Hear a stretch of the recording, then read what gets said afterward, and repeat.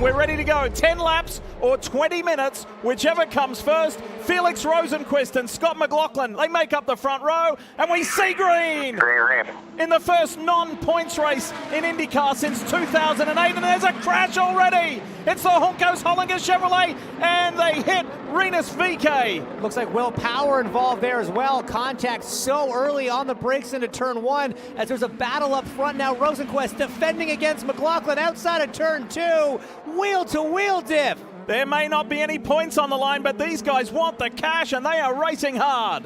Did you see Colton Herta a little bit out of line there at the back of the field? And again, the brake zones have been a big topic of conversation. A little bit of contact there with Colton. Scott Dixon. It was Scott Dixon that just misjudged the brake a little bit, got into the back of Grosjean. Colton Herta maybe even into the back of Dixon a little. And then as Grosjean shot across, hit Rinus VeeKay. Turn 15, turn 16, and the final turn 17 is waiting.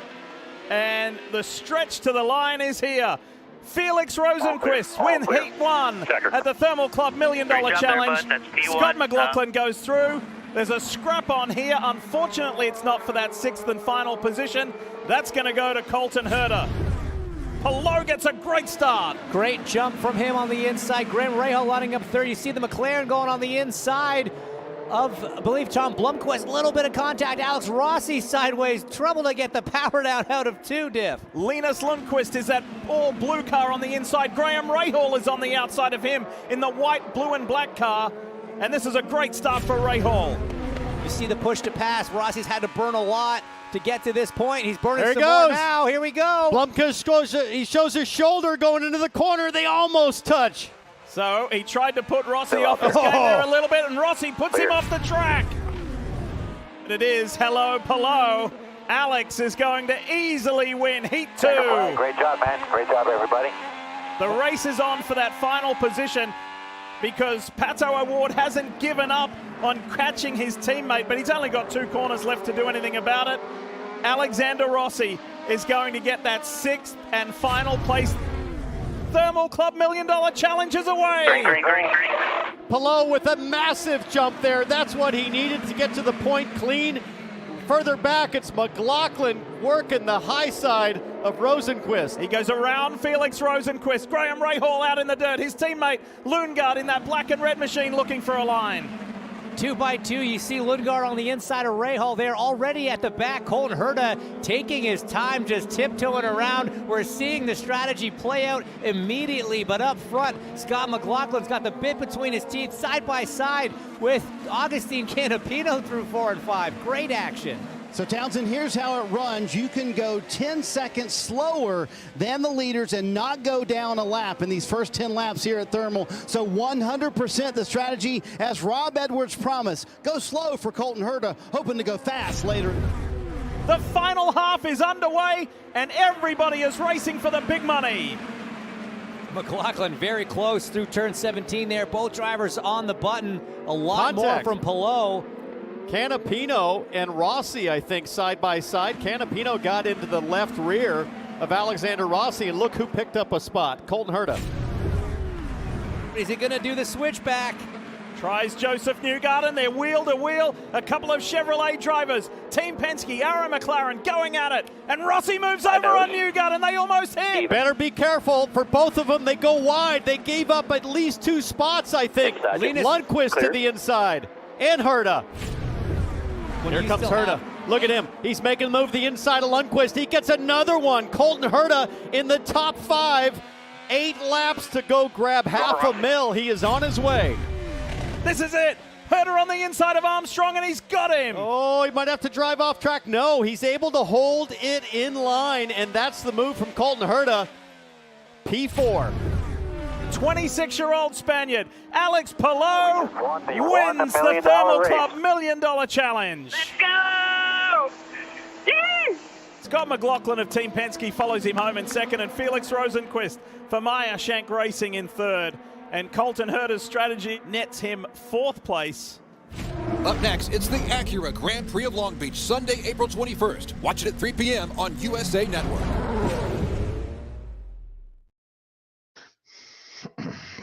Welcome back to the Push to Pass podcast. I am Derek Vance, and joining me, as usual, you see up on the other side of your screen is Joshua Roberts. Josh, first and foremost, before we get into anything, big show tonight. Obviously, we're going to recap and discuss and review what took place this weekend out at the Thermal Club out there in California. Also, while we do that, at the bottom half of the show, we're going to be joined by IndyCar Radio pit reporter Michael Young. So he's going to discuss what he saw out there this weekend. So interesting things moving forward. But first and foremost, Josh, condolences obviously go out to the tragedy that took place this morning there in Baltimore, Maryland, on the Francis Scott Key Bridge. We were just talking about it before we came on air. What a terrible, terrible bridge collapse there, and I know some of the individuals have not been recovered, and I believe our thoughts and prayers and heartfelt condolences, obviously, Josh, go out to those families, because it's got to be a tough day for them for sure. Oh, definitely, yes. Hearts and prayers go out to the victims. Hopefully, they can find those. I believe last time I heard it was six missing people that they were looking for. Hopefully, they find them, and somehow, some way, they were able to be saved.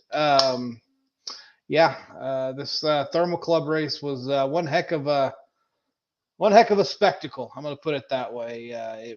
I'll give my thoughts on it here shortly, but Mr. Pillow, if you're watching, which I hope you are, I hope all the all our drivers in the Indy Next and the Indy Car Series are watching. If I could just borrow about 100,000, I could pay you back in I don't know, 20 years maybe.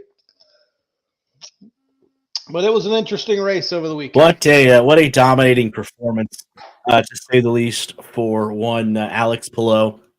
That wasn't somebody we were talking about, I don't believe, going into to the weekend, Josh. But I guess we should have been. We should have known better. The pie in the face on us, because we obviously should have known better that Alex Pillow was going to do Alex Pillow type things. Felix Rosenquist, congratulations to him. He won the first heat race, and then Alex Pillow cruised to the second heat race, and then in the all-star event, so to say, there mixed feelings, mixed reactions. I think from the spectators and from the media, and I'm sure we'll get into those when Michael joins us. But Alex Pillow obviously led all 20 laps. Dominating performance. I think he won.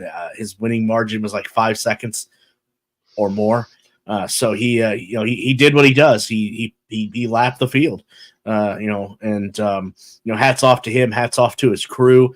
They did a remarkable job. And is there anything right now, Josh, that the young Spaniard Alex Pillow can't do? Get into F1. I kid. No, on the IndyCar circuit, no, there is not. There's not one thing he can't do. He can certainly win with the best of them, and he is showing why Roger Penske fought so hard to keep him away from Aaron McLaren. Chip Ganassi. Sorry, my bad. Chip Ganassi. My apologies. I'm tired. I worked almost 24 hours straight, so my brain's not working correctly. But Chip Ganassi is one lucky owner to be able to keep Alex Pillow on, and everything that he's being able to accomplish at such a young age. I mean, he's I believe you said he's 20, and I heard in the thing he's 26 years old. That's 12 years younger than me, and I don't know what 15 years younger than you. I mean, just to think all the things he's been able to accomplish. Two-time IndyCar champion already, and it looks like he has more on tap for this year. Yeah, absolutely. He's like you said, what a career he's had so far, just at the ripe young age of 26. And you touched on the reason Chip Ganassi did everything he could in his power to keep Alex Palou in the stable. Well, let's reverse that. Zach Brown and Arrow McLaren did everything they could to try to get him in their stable. So you see why there was such a battle, obviously, between both car owners there for one driver, Alex Palou. If you did miss the race on Sunday, here were the final results. Let me throw them up on screen for everyone. Again, obviously, like we said, Alex Palou, the race winner, led all 20 laps. And then following him was Scott McLaughlin, Felix Rosenquist, Colton Herta, and Marcus Armstrong round out the top five. Then it was Lunas Lundquist, Alexander Rossi, Joseph Newgarden, Christian Lundgaard, and Augustine Canapino round out the top 10. And then disappointment, to say the least, you had a mechanical failure for Graham Rahal, which forced him out of the race. And then Petro Fittipaldi had to do a something in a change. He had to make some type of mechanical change, which was against the rules, so he ended up getting disqualified. So a positive start, I think, John, for Rahal, Letterman, Lanigan Racing, where they got all three of their cars in the race. They were the only team to get all three of their entries, everybody in their stable into the race. But unfortunately, disaster struck not only for Graham Rahal, like we said, but for Fittipaldi there as well. But kudos to Rahal, Letterman, Lanigan Racing, Josh, for being able to get all three of their cars into that all-star race on Sunday. Oh yeah, big showing for Rahal Letterman. Even though they weren't able to pull out any big finishes towards the end, and unfortunately, Fittipaldi there with during the break did something that was not allowed. They were, if you were listening to the broadcast during the break, the 10-minute break, they were only allowed to adjust the nose of the car, fuel up the car, tire pressure, fix some tire pressure, and also attend to the driver. But he had some sort of mechanical thing that had to be dealt with for him to be able to go back out, and that just disqualified him. But I give all credit to Fittipaldi. I mean, he's new to the circuit, and he was able to make the final 12, beating out both our choices to be able to win the entire thing, and he beat out Awards. So I congratulate him. But what a dominating performance for Palou. I mean, I don't know how many times. I mean, it becomes old habit after a little while. It's talking about how dominant he is. It was, like I said, it was an interesting race. I'm not exact. You made a comment on Sunday while we were watching that if they're going to have an all-star race, if they're considering this an all-star race type of thing, that it needs to be on an oval and not on a circuit. Because I mean, Palou dominated from start to finish. He won his heat race. He won. I believe he led all 20 laps of the final stage, and just there was never any doubt that he was going to win that race. So interesting thing, big payout, but I don't know. There weren't a lot of passing or anything for that race. So I don't know if they're going to go back or if they're going to tweak it and go back or what. So it'll be interesting to see. Yeah, just what you were talking about right there, as you see up on your screen. We tweeted this out yesterday or on Sunday, excuse me. Should an all-star race be on an oval or road course. And you see right there, 50%, 57% of the people said it should be on an oval, and 42% of the people said it should have been on a road course. So you know what?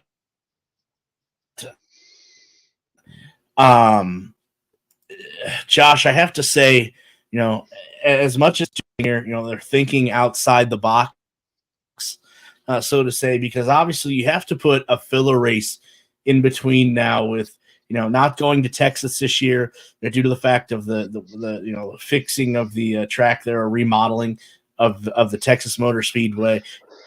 You can't just have a gnaw in between St. Petersburg and Long Beach. So, with IndyCar thinking outside of the box, I absolutely applaud them for that. But I think there has to be some tweaks here. Road course racing, we've gotten to understand, is a lot of follow the leader. At Thermal Club, apparently there's only a certain places that you could pass. So it's a lot of follow the leader that we've noticed in a lot of road course races. If you want to make a all-star race exciting and, get more eyeballs on it and more butts in the seats, Josh, I think ultimately I love the idea. I think they need to keep it, but I think one major tweak to this, Josh, I think the all-star race has to be on a oval, because I think road courses rather just don't cut the mustard. No, they don't. They're not as exciting as an oval race. And I would also add, if you're going to do an all-star race, like you said, they did have to fill the gap between the first race and this upcoming race on the 21st. But I think an all-star race should be done more in the summertime, and maybe put it on a Saturday night, get some eyeballs, get it under the lights. Maybe your ratings can go up a little bit better. I don't know if there's any holiday weekends outside of the month of May to where they could do that, make it maybe a 3 or 4 day event at an oval course. But like we said, it was an experiment. It was something they needed to do. I can imagine the drivers enjoyed being able to race and throw down some laps on the world famous Thermal Club. So we'll have to see later on in the season when it gets closer to the end of the season, when they announce the schedule, and see if they're going to go back for another race of this type. Yeah, I think you're absolutely right. It's going to be worth monitoring when they announce the schedule for 2025. And I'm sure when Michael Young joins us here in about 10 minutes or so, we'll have a lot to discuss as well. Let's get to some of the interviews that drivers conducted after this race on Sunday. First, it'll be Felix Rosenqvist, followed by a plethora of drivers. So let's go and hear what Felix had to say about Sunday. Here at the $1 Million Challenge, we finished P3, podium for us. Hopefully one of many this year. It was a tough race, a lot of tire drag. We kind of had to manage it a little bit. I think we maximized what we had. Super pleased with the whole team. It's been really on rails all week for us. And yeah, we like learning still every time we're out there. Every hour we're spending with each other, between me and the pit stand, engineers and everything. It's super valuable. So this has been a great experience for us. Some cash in the pockets, and hopefully first of many podiums together. Romain Grosjean back to his pit stall. That seemed awfully early after a great. Romain Grosjean back to his pit stall. That seemed awfully early after a great weekend for you guys. What's your take on that contact? Well, I got hit on the braking, so I haven't seen the footage, but I got hit really, really badly at the back, and then the car spun. I mean, it's who's going to pay for the damage? We come here with no points on the line. We do nothing wrong, and the car is completely smashed. Yeah. What is that? Is this the type of racing we're going to see all day, Romain? I don't know, but it's not what I signed IndyCar for. He is clearly very upset, and he asked me who hit him, and he said, I think it was Dixon. I said, I think it was indeed the 9 car, Scott Dixon. He told me, quote, that's completely uncalled for. Chaos, and Scott Dixon, you were at the center of it. What was your take on how that race started? Yeah, it was, you know, there was a lot going on, that's for sure. I think initially Herder and I got into it, and then Grosjean went to the left, so I thought he was going all the way to the left, which was going to open up the middle, and then kind of all of a sudden he started to fade back to the right, and then everybody stopped so early, a lot earlier than I thought we were going to, especially with the massive headwind that we got going on. But obviously, you know, don't want to collect anybody and apologize to anybody that was collected in that incident, but yeah, it was all going on in a short space of time, and you know, sometimes that happens, unfortunately. Just like a 6-time champ, Scott Dixon owning up to how it started in Heat 1. Let's chat with that winner, Felix Rosenqvist. Hey, I know there was no money on the line, no points on the line, but what sort of confidence boost does this give this team? It's an awesome start. It was, man, it felt like a long race. I was dragging quite bad in the end. Lost my rears a bit, and Scott, I think I was a bit quicker in the beginning, and then he had really good pace in the end and a bit more push to pass. But it was fairly under control. But yeah, super pleased with my team, My Shank Racing. This is a great start for us. Your mind immediately, I'm sure, goes to what that final race will be like. What did you learn in the heat that you can apply later? I mean, it was a bit of a tricky one. It started off really dusty, but it cleaned up fairly quick. I'd say 2-3 laps. So you kind of learn at a track on the fly, which has been the case here all week. But yeah, the long race is going to be a challenge for sure with 20 laps on those tires. So yeah, maybe I'm not sure how many adjustments we can make, but I think I'm going to try to do something. So. And remember, Felix is new to Meyer Shank Racing, so this is a huge win for this race. One is Graham Rahal. We heard about the throttle issues. That can't be fun. Yeah, it just stuck throttle. I felt it on lap 3. It was like Barber a few years ago for me, and it progressively got to the point where I was having to clutch it every single brake zone to not go sailing off the end of the straight. So it's just too dangerous, unfortunately. Once you lose 2 laps in this deal for Code 3 Associates and everybody, it's a bummer because it's really just, you're in it for the money, right? Unfortunately. We've got people with fresher Firestones. What do you expect to happen here in 10 laps? Yeah, this could get interesting. I know the first was kind of a procession, but the reality is that, you know, everybody from me on back was saving huge. So now you've got the mix of guys on a little bit different. Guys up front pushing a little harder than the rest, but everybody's got full fuel. You're going to have more bottoming again. You're going to have more issues. And we know the deg, the fall off from a 10 or 12 minute cool off here could be massive. So, you know, the heat cycle of these tires, when they get warm, they cool down, they get warm again, it creates a lot more issues.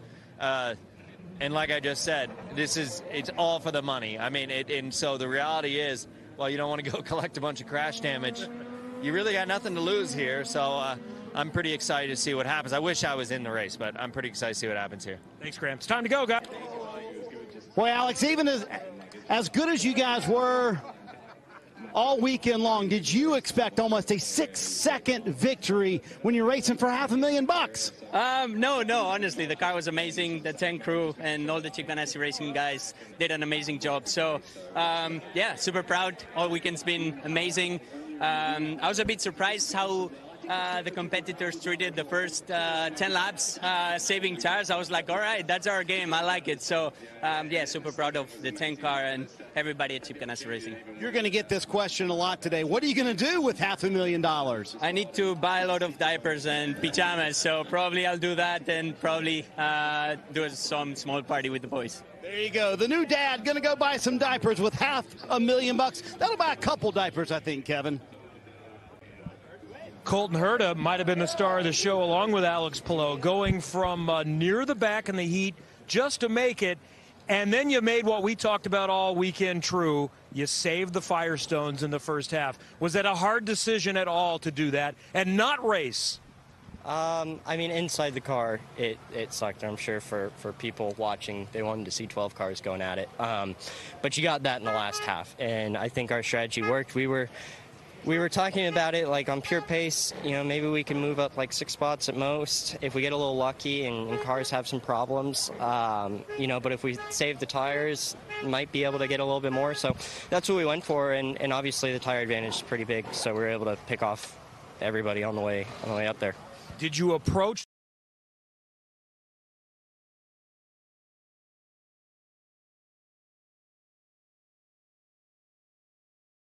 this weekend from the Thermal Club. But I do see that our guest has joined us, so let me bring him in the fray.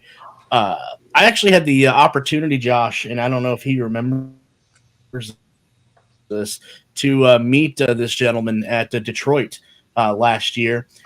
Great guy. He grew up in God's country, Toledo, Ohio. But none other than in-car pit reporter Michael Young is. Let me say a huge thank you for taking a little bit of time out of your busy schedule to be able to join us.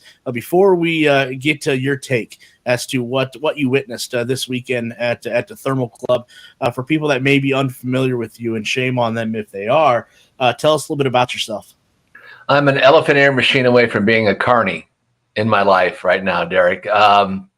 Basically, I started radio in Toledo back, my gosh, out of college at Bowling Green State University. I worked at IoT from 87 to it's probably December of 92. Is the last 500 I visited or went to in 92 when Little Al beat Scott Goodyear, before I moved down to the city and then became a part of not only the Indianapolis Motor Speedway, but of course the NTT IndyCar Series. Worked at a couple of radio stations in town, worked for Bob and Tom, had basically done it all, and then was one of the first to actually feel the sword of iHeartRadio and their budget cuts and ridding themselves of all the talent in radio. So I thought to myself, well, I don't want to go into radio anymore, because I could see where that was going. So I actually did public address at the Grand Prix of St. Petersburg in 2006 for the not the year that Andretti had the top four, but the year after that was my first year doing public address, and Brian Barnhart was in charge of basically he was the race director, and he heard what I did and liked it, and they decided to bring me around and start doing driver introductions for the series. So I did a lot of the stage entertainment, interviewed a lot of the drivers as entertainment throughout the weekends.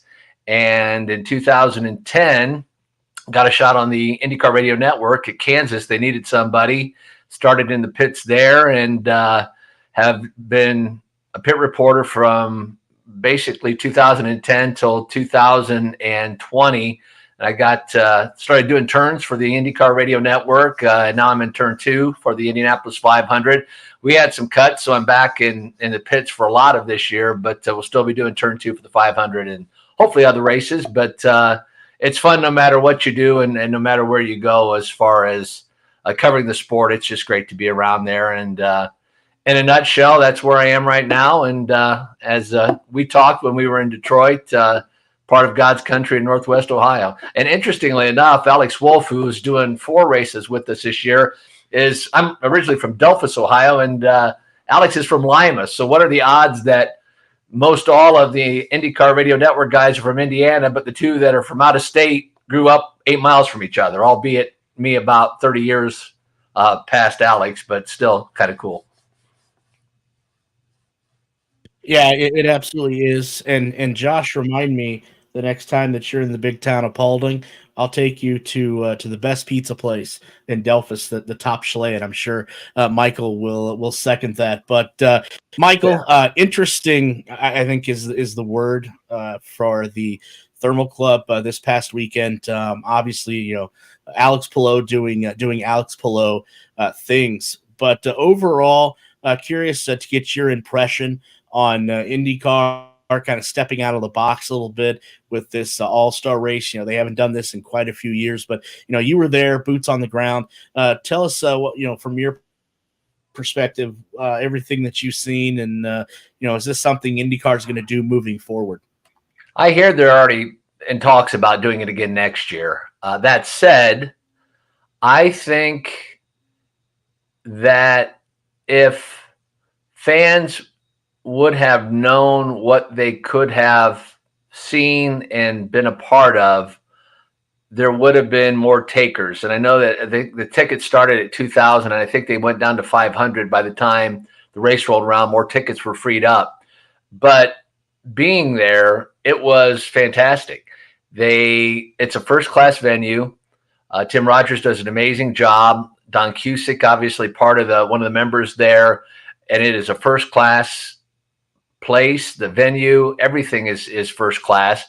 But when you got into the actual facility, they had food vendors throughout the main concourse, ice cream vendors, churros, all kinds of sandwiches. And once you got in the door, all the food you wanted was absolutely free. Beer, wine, water, whatever you needed, it was free.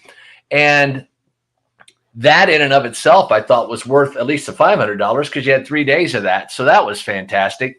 And the other cool thing that I thought was that for fans, you had access to everything. So the paddock was in a huge lot across the street from the main straightaway, and fans were allowed to roam. And drivers literally, instead of hopping on scooters, and a lot hopped on scooters, but they would walk to and from the paddock because it wasn't that far in a wide open lot. So everybody was really relaxed. The drivers were really relaxed. They spent time with fans. The fans could actually get onto pit lane as well. That was part of the ticket. So they had bike racks down the backside of the main straightaway behind pit lane. So you couldn't get right up to the timing stands and where the race strategists sit, where the drivers are. They had that barricaded off, but you could still get right there and watch and walk up and down pit lane, and you were free to do whatever you wanted to do the entire weekend, which is very unique. And I thought IndyCar and Thermal Club did a fantastic job with that. The racing was what it was. I didn't really expect a lot of anything. I thought there were some fun moments in it, but it was basically a test, and it was utilized as a test for 2 days on Friday and Saturday. I think 9 hours total of testing that the teams were able to do. Obviously, we have some teams coming back this week, Thursday and Friday, testing the hybrid at the Indianapolis Motor Speedway. But it was a big open test. And oh, by the way, let's do this $1 million challenge. And I've read a lot of negatives. I've read some positives. It was kind of what I've expected it to be. I think they could have changed the format a little bit. But with everything, right? What are you going to do? So you got the fastest cars out there. You had Colton Herta laying back in the feature race in the sprint for the purse. He laid back, started making his way through. I think the only thing that would have changed that final segment of the final, the 20 lapper, I like the tire thing. I think everybody was conservative tires.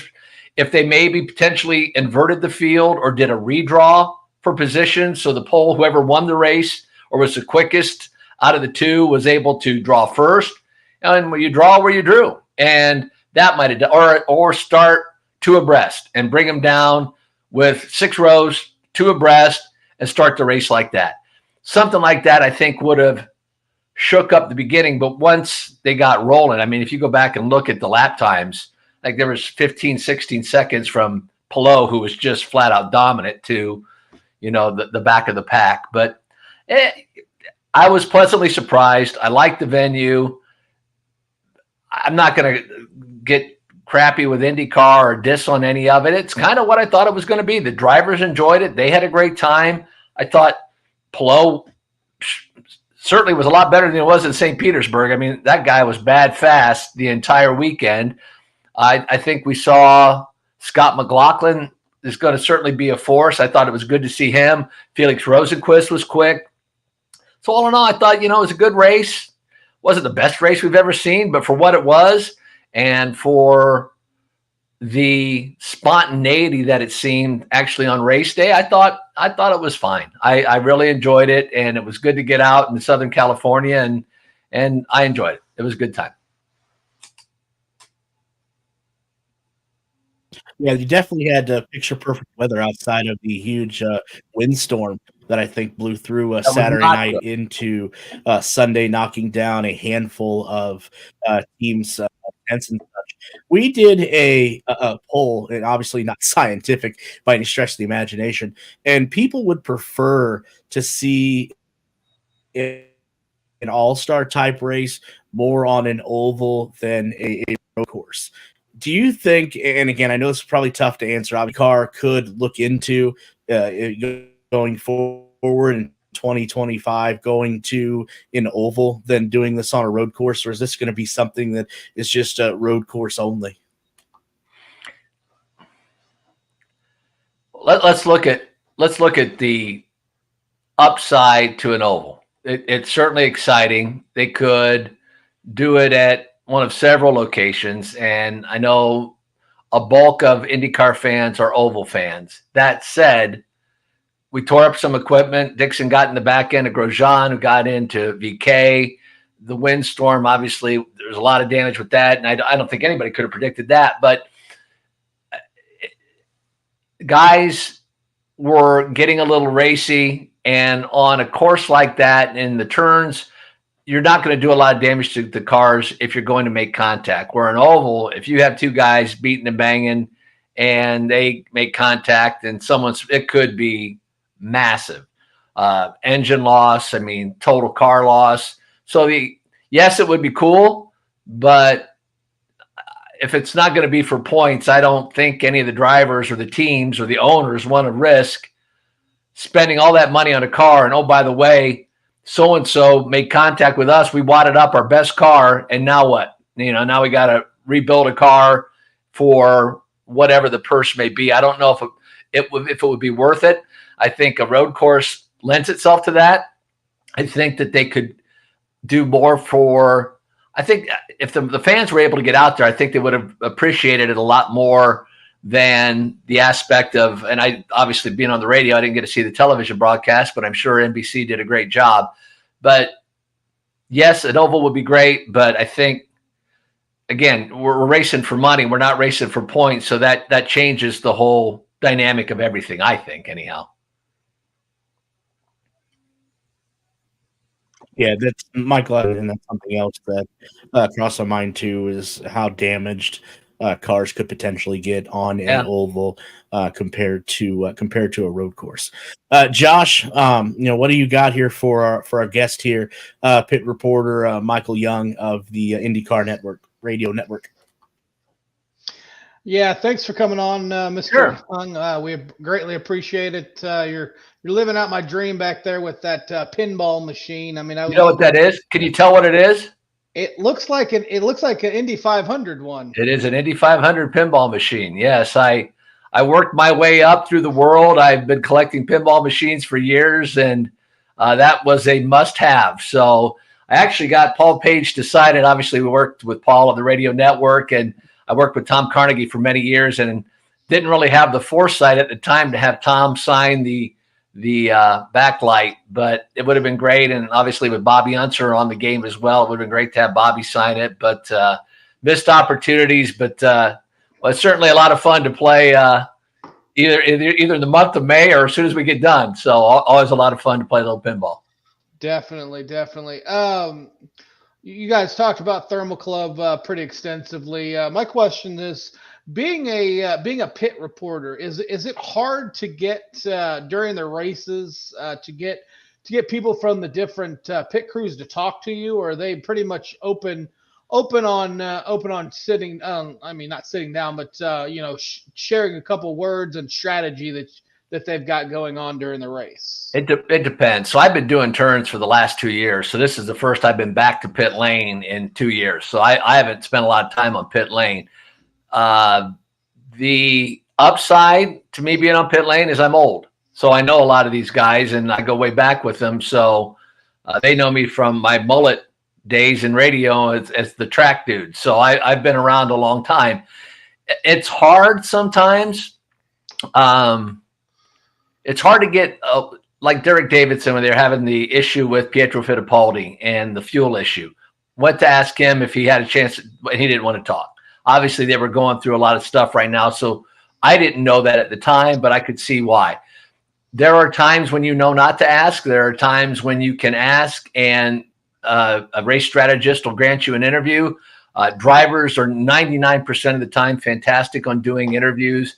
And although we're media, I I'm not the toughest question asker. I like to keep it somewhat light. If there's something important to ask, I'll certainly ask it. But, you're there to try to help this series, make these guys stars, and, and get the information out. If they've got a gripe, I'll certainly take advantage of it and keep asking and keep feeding on information. But most of the time, everybody's in a pretty good mood. Felix Rosenquist was great this weekend. Alex Palou was great this weekend.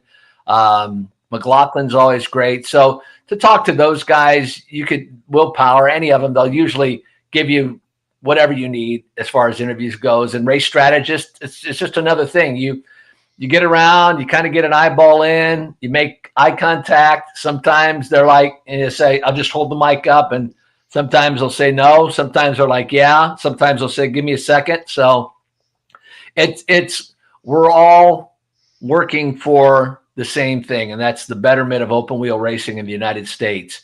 So everybody gets everyone's roles, and I certainly don't want to be in the middle of, somebody making a race strategy call and, I'm bugging them to do an interview. You kind of know your place, your time, when to ask, you know when not to ask. But all in all, it's a great environment. It's a great family. There are great teams, great owners, and everybody really is very respectful of one another.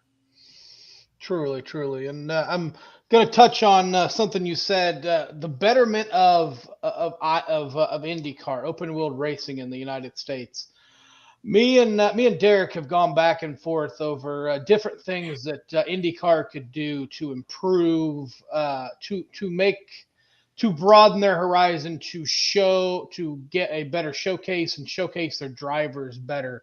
What do you feel that IndyCar could do to bring more eyeballs to the product, outside of the Indy 500? Everyone knows the Indy 500, everyone watches it. It's always going to have big numbers, but trying to get people to watch the race coming up on the 21st, or the doubleheader in Iowa or St. Louis. What do you think they could do to better get their product out there, get their drivers more notoriety, as I would say?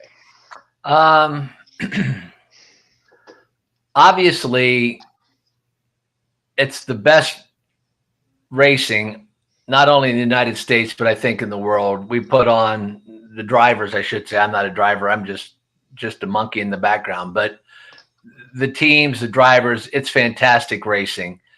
I think it's a tough thing, right? What do you do? What do you do in an age when an 18-year-old kid doesn't worry about getting his license, or a 16-year-old doesn't worry about hopping in the car and going to the neighboring town or driving all over the county till the gas runs out? Kids don't think about that stuff anymore. So the love of the automobile has certainly waned over the last 10 years. You have a median age fan base of 55. So the 800 fans that watched the thermal race were probably all 55 and older, and they weren't interested in basketball. Their love is open wheel racing. So how do you get the next generation, and how do you make it go to that next level? And the only thing I can really come up with, there are two things that I've always thought. I'd love to see, being a radio guy, what's important in radio? Sound, right? Love sound. The sound of that early 90s, late 80s engine, that higher pitched sound. I remember when Formula One first came to Indianapolis for the Grand Prix, that it was like, it turned your head like, what the heck was that? I need to run to the grandstands to see what made that noise. So the big throatier engines are great, but it's that higher pitch that I really think is associated with speed. You hear a high pitch, you know something's going fast and something's coming in a hurry. I'd love to hear those engines again. I'd love to see the RPMs get bumped back up. And obviously reliability is an issue. We only have 2 engine manufacturers. So the ability to crank the RPMs back up is probably not going to happen. But I think sound is so important, just so important for fans. It's just it's visual, it's the smell of the ethanol, and it's that sound. And I think that higher pitch sound just always screams speed. And that's the old guy in me talking, but I always love the sound of those cars. And the other thing I think is, you have to work with the promoters on it, but you got to get butts in the seats. And I think letting kids in for free, anybody 8 and under, 10 and under, maybe let them in for free. Figure out a way that we can, because we're not selling out races. There's a lot of venues that we've got a lot of seats. So I would let the kids in, because I talked to a guy the other day and he didn't know who I was. And we started talking about racing. He goes, "Oh, I'm going to go to the 500. And I said, "Oh, really?" "Yeah." He goes, "I've been going." Well, I didn't go for a long time. And I said, "Why not?" He goes, "Well, because my grandpa always took me, and he passed away 5 years ago. And I figured, what a great tribute. I always had fun. So wouldn't it be great to go back in Grandpa's honor?" It told me something right there, right? So he remembered that. He associated that with family, with good times. But if ticket prices, and trust me, Roger Penske does an amazing job. The Indianapolis 500 is still one of the best values in all of motorsports to get a ticket for that race. But for the other promoters, you're going to sell a butt ton of concessions, things of that nature, make the money on the back end, let the kids in for free, and start building that next generation of fan. Because as I said, kids don't care about cars like they used to. They don't. I mean, when I was 16, I got my license, and baby, I was out of Delphus. I was driving all around Northwest Ohio. We were exploring, doing. Kids don't do that anymore. Kids don't. They're all on their phone. Everything's about the phone. And I know there's been a lot of talk. How do you make it more phone oriented? That there's nothing that compares to being there and seeing it in person. And I think the best shot of getting it to grow in the next 5 years is to just get the kids back in somehow and get those butts in the seats and start creating traditions with this next generation before all the older people start dying off.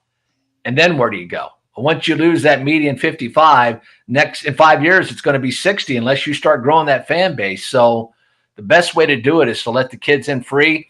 A mom and dad, times are tight. You got 4 kids. I can't afford to I'll just go by myself. Well, why not bring the whole family? 6 of you, come on out, and put 4 for free. And I think it's not going to change it overnight, but I, in my mind, that would help long-term growth of the sport overall. Because once you see it, it's hard not to love it. It really is hard not to love it. That's one suggestion. I've asked this of several people that have come on. That's one suggestion that no one's ever said about letting kids in for free. That is an interesting take. I just have one more question. It's a quick question. What's it like working with Jay Query? He's a character, and I love him. I love listening to him. What's it like working with him at the 500 and just other races? One day when I want to become rich, I'm going to write a book called Me and Jake, and just tell the stories of times with Jake Query, because anytime you go anywhere with Jake, it is an adventure in and of itself. It's hard. I mean, any cemetery is fair game. If we're driving and there's a cemetery close, we're going to go see if somebody that was a racer is buried there. We'll go.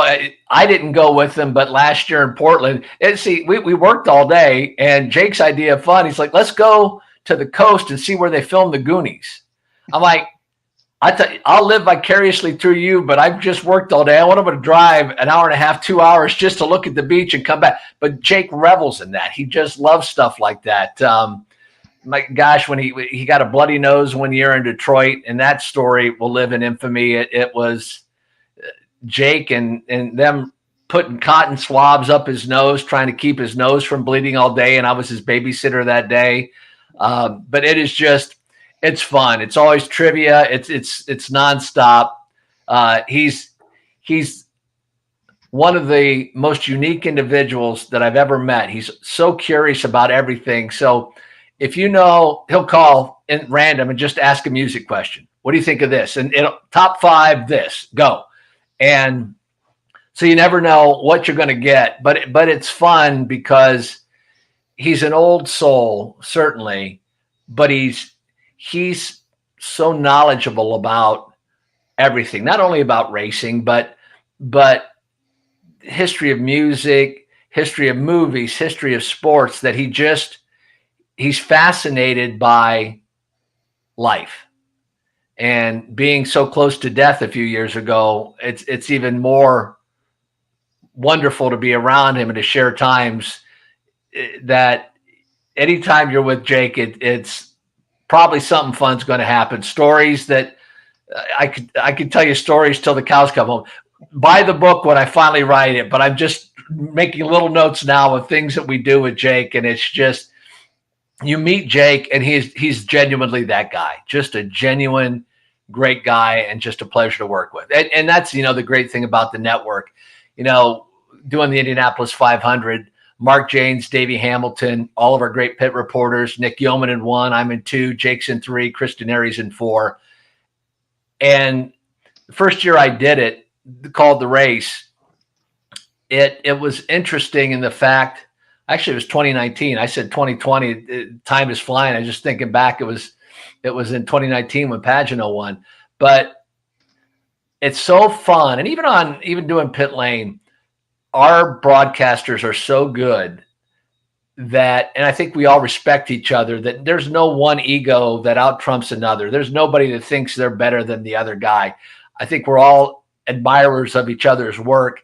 And what's great about working with the guys is when you're not doing a call, you're loving what they're calling. It's exciting to listen to everybody else talk when it's going on. Even if you don't say anything for 10 laps, it's fun listening to everybody else. And I think that's the magic of the radio network and listening to not only the Indianapolis 500, but racing itself on the radio, because television is fantastic and the camera angles they have are great, but you can see what's going on. You put on the radio, you can't see what's going on. And there is always that picture painted with words that makes listening to racing on the radio special, that it's really unique in of itself. And it's a dying art, but it's really my biggest passion. And it's so great to work with Jake and the rest of the guys on the radio network. Yeah, he's an awesome guy, whether he's going to cemeteries or breaking into abandoned stadiums out in Houston. Jeez, that day he came out and there's just turf coming out. He's like, yo, what's going on, Jake? Yo, come with me. Where are you going? I'm going to the Dome. What are you going to the Dome for? Yo, just follow me. I didn't go, but he's coming out with turf, and it's just like it. And then he ended up doing tours that whole day. It's just half the media were coming out of the Astrodome with turf, and it's just Jake. It's just Jake. Wow. Thank you, Mr. Young. You got it. We'll look forward to listening to you more as the season goes on. You got it. Thanks, Josh. Thanks, Derek. Appreciate it, guys. Thank you. Yeah, thank you. Mike, thanks for staying a little longer, and I look forward to catching up with you down the road. But that was Michael Young. Check him out on IndyCar Radio. Him and the guys do such an amazing job calling the race if you cannot make it out there. Josh, that's got to be one, I think, one of our top interviews. I think that we have done, just the stories that Michael has and things of that nature. Definitely can't wait to get him back on. But let's go. I know we were talking about Thermal Club, and I know you mentioned that our race picks this week were about as good as picking lottery numbers, and how wrong that we got this. I ended up going with Scott Dixon, as we tweeted out there on Sunday.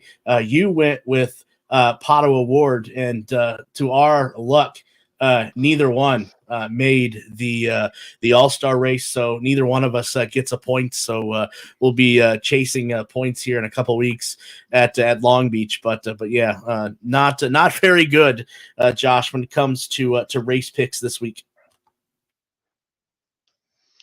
Definitely not. No, it was You would figure with the experience that Award and Dixon have, one of them would have bound to be able to be in that all-star race, that top 12. But when you told, I was on the road whenever they were doing the heat races, and then you told me that neither one of them made it. I was like, wow, that's rare. Just to think that Fittipaldi made it, but Award or Dixon didn't make it. So yep, we'll be chasing points again here in a couple weeks in Long Beach.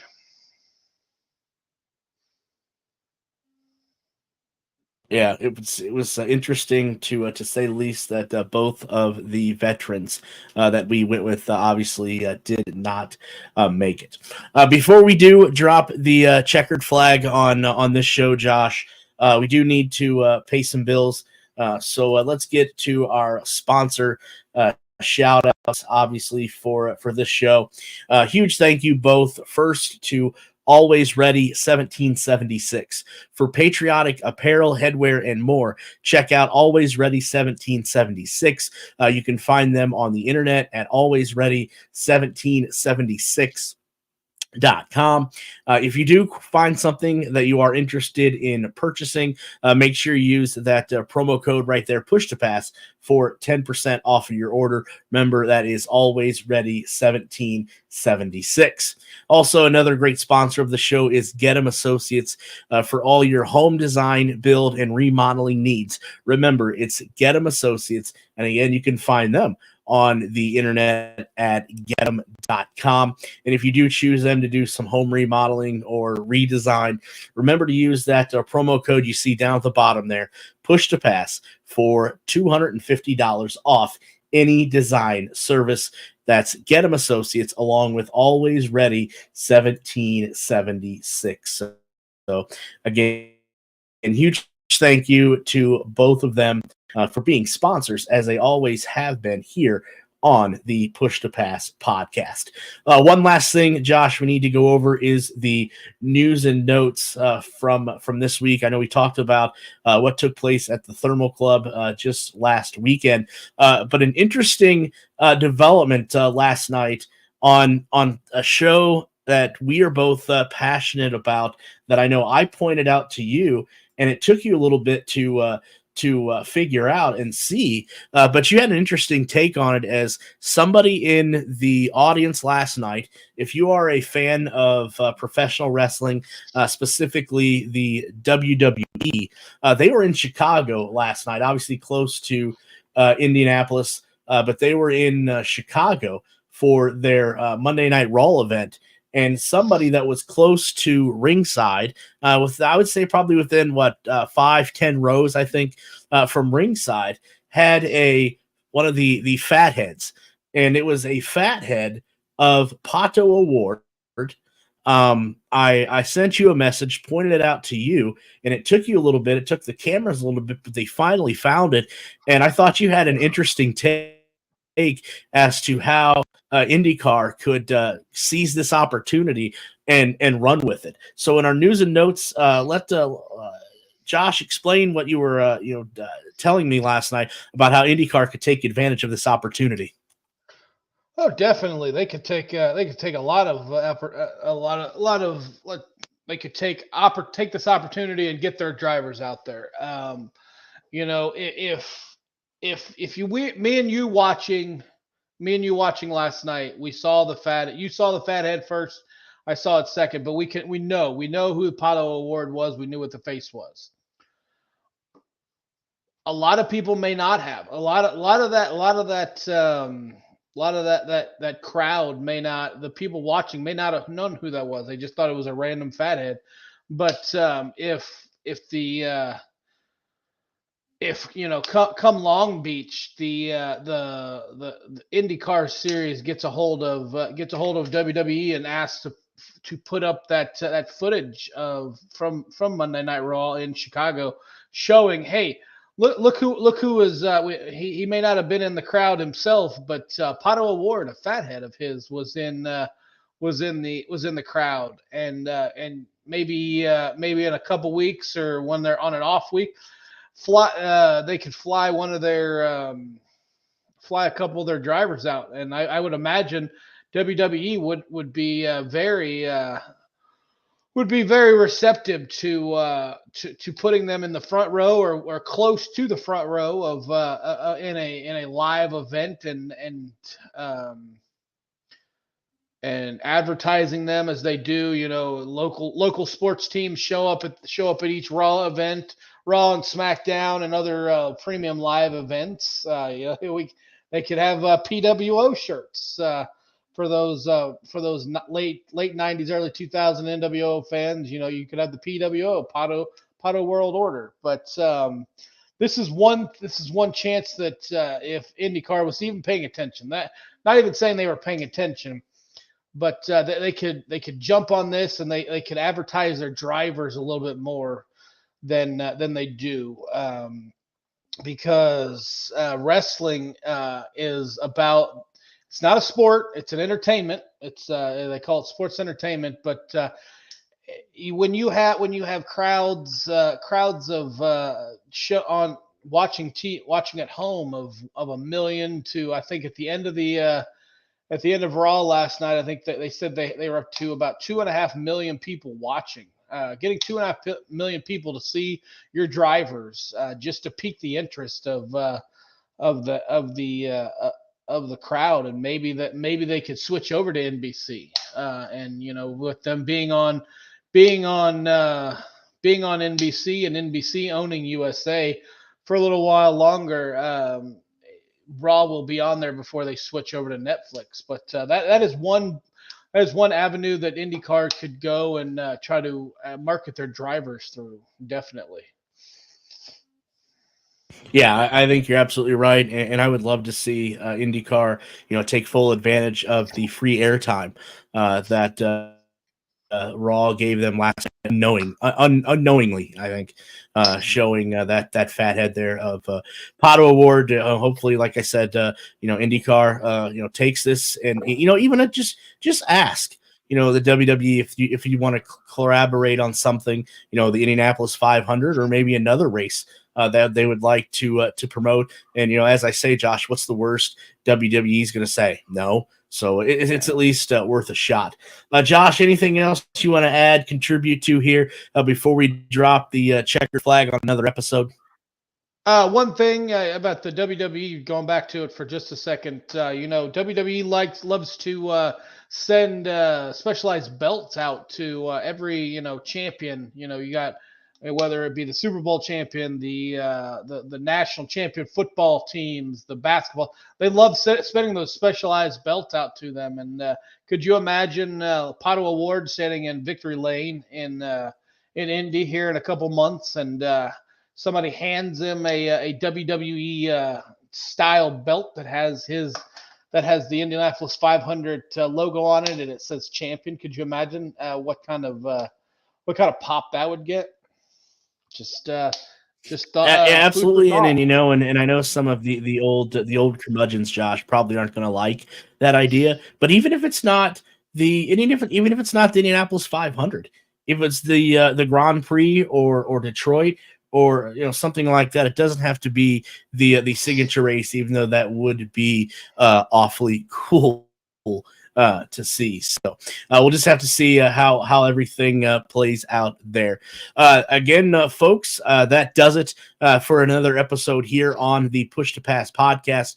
Huge thank you out to Michael Young, pit reporter for IndyCar Radio. Go check him out. Check out the crew. They do such a tremendous job. And go check him out on Twitter as well, or X at TrackDude500. For myself, Josh, and everyone else here that makes up the Push to Pass podcast, we thank you for tuning in. Go check us out on YouTube and all of the audio podcast platforms. You can find us there as well. So until next time, when the green flag drops again, so long, everybody.